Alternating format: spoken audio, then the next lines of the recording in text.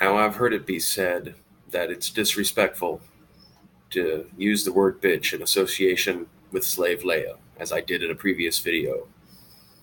And I would just like to remind everybody that hoes have to be reminded that they're bitches from time to time. Otherwise, they might get ahead of themselves and get hurt.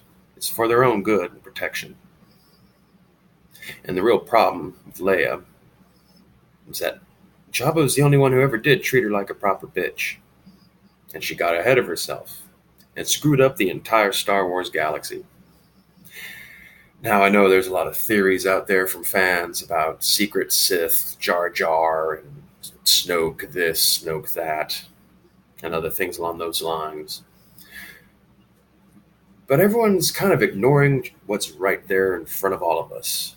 Princess Leia Organa, the adopted child of political royalty, raised in who knows what sort of twisted, Machiavellian, eyes wide shut kind of environment with all sorts of Ninth Gate-esque force orgies and who knows what else.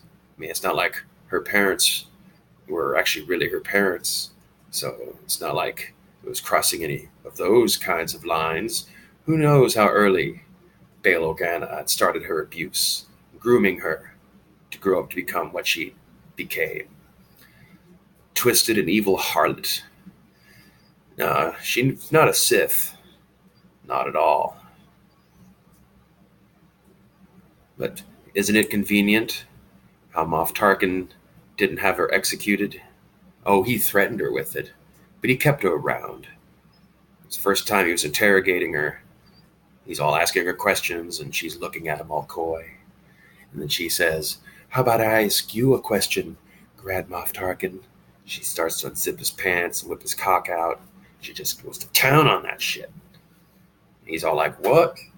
He high fives the stormtrooper next to him. He grabs her by those hair buns. I mean, there's a reason why those are there. He just fucking skull fucks the shit out of her. So of course he's not going to execute her. It's fucking amazing head. Amazing head game.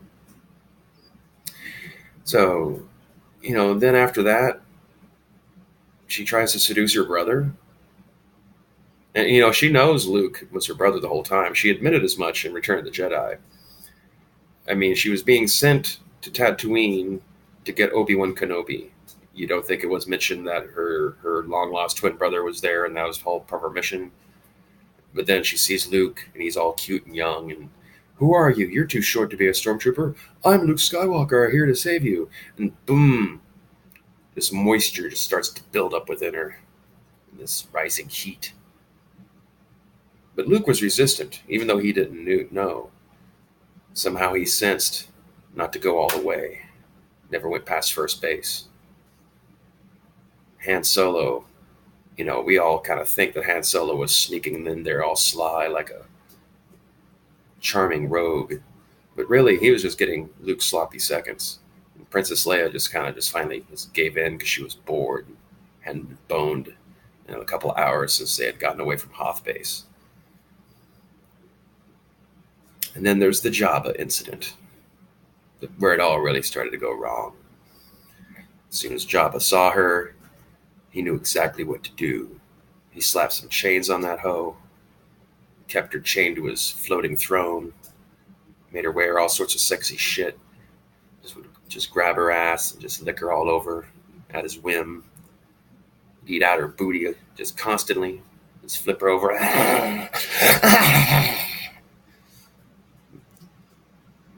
Make that little parrot monkey thing fucking watch. Yeah. It wasn't the first time 3PO had his optics burned out by Princess Leia's side activities. And that's why I say that Slave Leia was a different character than regular Leia. Regular Leia was having to maintain an appearance,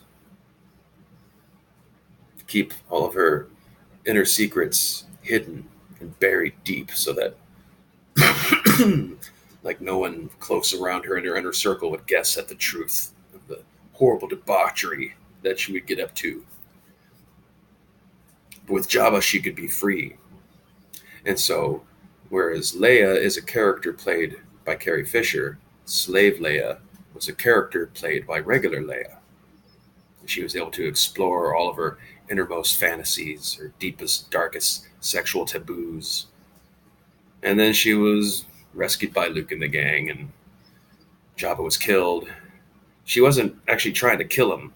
See, they'd been watching a bunch of David Carradine movies, and Jabba was like, in the middle of the fight, he's like, "Baby, come on, like start choking me while I jerk off."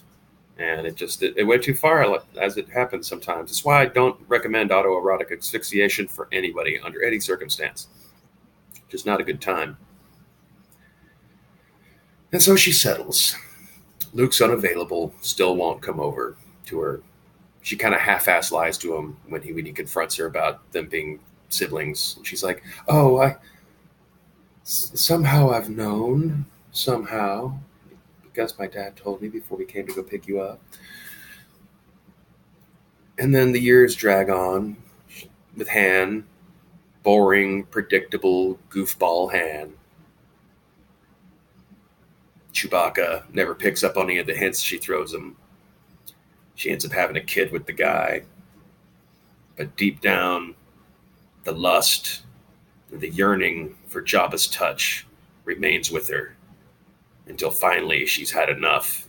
She sends her kid off to some boarding school, and then she convinces Han to leave her and blame it on himself so that she's free to go off and repeat the cycle of abuse that had happened to her.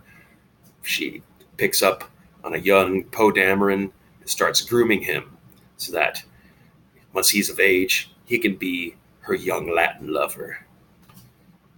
And because of her, Ben Solo turned to the dark side and destroyed Luke Skywalker. If it hadn't been for her, Luke would still be training a fresh young generation of Jedi at his academy, and everything would be fine.